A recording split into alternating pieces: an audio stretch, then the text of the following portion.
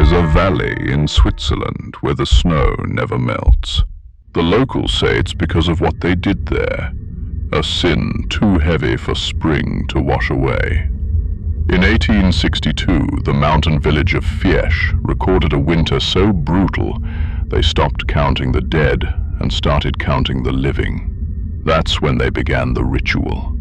They called it the offering. Fiesch sat high in the Alps, isolated, beautiful, and cursed by its altitude.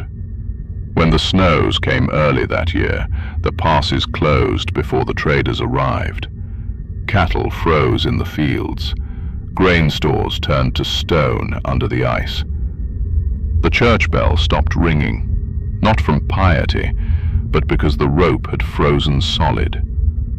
By January, famine set in. The villagers boiled leather for soup. They burned the wooden icons from the church for warmth. And when the youngest began to starve first, someone whispered the old mountain tale.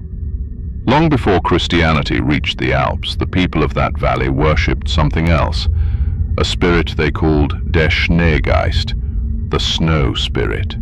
It was said that every century the mountains demanded a toll for keeping the avalanches away. Not gold, not crops, but life.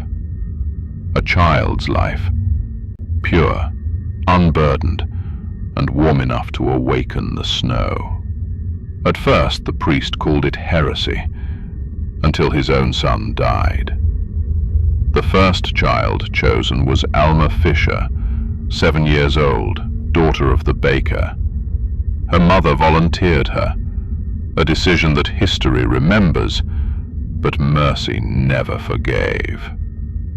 They took her to the ridge before dawn, wrapped her in a blanket, and left her with a lantern and a prayer. When the villagers returned the next morning, the snow was smooth. No body, no tracks. Only the lantern, buried halfway, still burning. That night, the wind stopped for the first time in weeks. They took it as a sign, a covenant renewed. And so the rule was made.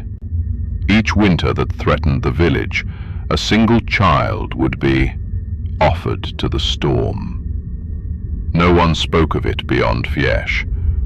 No one dared to. The chosen families were given food, warmth, and exemption from grief. A terrible kind of gratitude. And the mountain, true to its hunger, stayed quiet. For a time. In February of 1869, a traveler arrived, a schoolteacher from Geneva. He was caught in the storm and found refuge in Fiesch, but he noticed things the villagers didn't hide well. Empty cribs, no children playing in the snow, and every home with a small carved charm of a faceless child hanging by the door. When he asked about it, the priest told him, "In our valley, the innocent keep the guilty alive." That winter the snows came earlier than ever. The villagers gathered once more at the ridge. But the traveler followed them. From behind the rocks he saw it all. 12 villagers, 1 priest, and a girl, barely 10, standing barefoot in the snow, a small crown of dried edelweiss on her head. The wind howled around them as the priest raised his hand, and every villager turned away. But when he blinked, the traveler swore the girl was smiling. By morning, the storm had stopped. But when the traveler left his shelter, the ridge was gone. An avalanche had buried the entire ritual site, and half the village with it.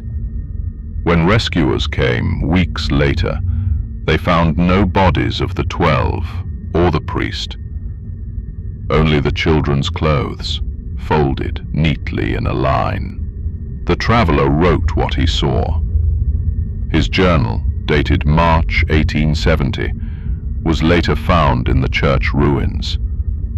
The last page read, They gave their children to the snow, and the snow gave them back their silence. Local legend says that every year, on the same night, you can still hear small voices on the wind, laughing, singing, calling their parents' names from beneath the ice.